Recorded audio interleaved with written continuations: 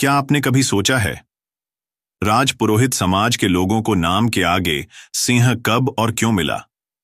क्या आप ये भी जानते हैं उन्हें जागीरदारी कैसे मिली? और आखिर उनके लिए जय श्री रघुनाथ जी का संबोधन क्यों इतना खास है?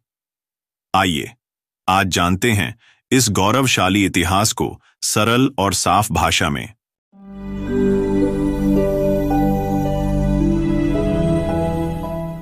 राजपुरोहित समाज ब्राह्मण वर्ग का एक अभिन्न हिस्सा रहा है, लेकिन ये सिर्फ पूजा पाठ करने वाले ब्राह्मण नहीं थे।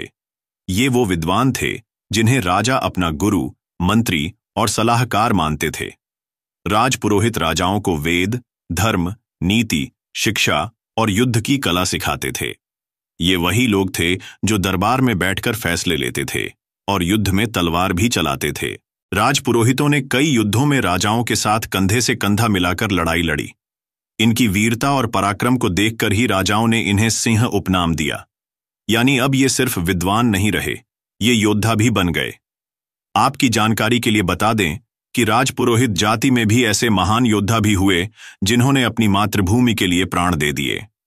राजपुरोहित अखेराजोत वीर गुमान सिंह, राजपुरोहित वीर केसरी सिंह जी, सोमायत जी, राजपुरोहित प्रताप जी, गुरु द्रोणाचार्य और कृपाचार्य। इनकी सेवा और निष्ठा से खुश होकर राजाओं ने इन्हें उपजाऊ जमीनें और कर मुक्त गांव भेंट किए। इन गांवों को डोली और शासन गांव कहा जाता था। यही से शुरू हुई जागीरदारी की परंपरा और राजपुरोहित बन गए जागीरदार। ब्रिटिश शासन में जब भारत के लॉर्ड से पूछा गया, यहां सिर्फ राजपूत ही क्यों राज करते हैं, तो जवाब मिला, क्योंकि उनके पीछे राजपुरोहित होते हैं। वो उन्हें सही राह पर रखते हैं, धर्म पर टिकाए रखते हैं। इस जवाब से प्रभावित होकर ब्रिटेन से आदेश आया, राजपुरोहितों को जागीरदार मान लिया जाए। समय बदला, राजशाही खत्म हुई, जागीरें छिन गईं। अब राजपुरोहितों ने काश्तकारी, व्यापार और नौकरियों की राह पकड़ी। देश के कई हिस्सों में व्यापार फैलाया और अपनी मेहनत से पहचान बनाई। जब दो राजपुरोहित मिलते हैं तो जय श्री रघुनाथ जी कहकर एक दूसरे का अभिवादन करते हैं। पर क्यों? चलिए जानते हैं। क्योंकि रघुनाथ जी यानी भगवान विष्णु, जिनके कुल में राजा रघु हुए और फिर उसी वंश में भगवान राम का जन्म हुआ।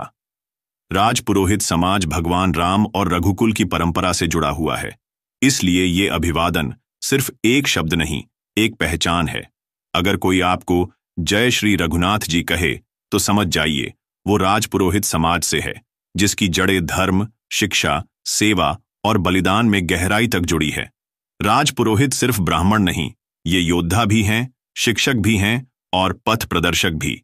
इन्होंने धर्म की रक्षा की, राजाओं को राह दिखाई और राष्ट्र की सेवा की। आज हमें फिर से उस गौरव को पहचानना है, उस इतिहास को समझना है और उस परंपरा को आगे बढ़ाना है। अगर आपको भी राजपुरोहित समाज का ये इतिहास गर्व से भर देता है तो इस वीडियो को लाइक और शेयर जरूर करें और नीचे कमेंट करें, जय श्री रघुनाथ जी।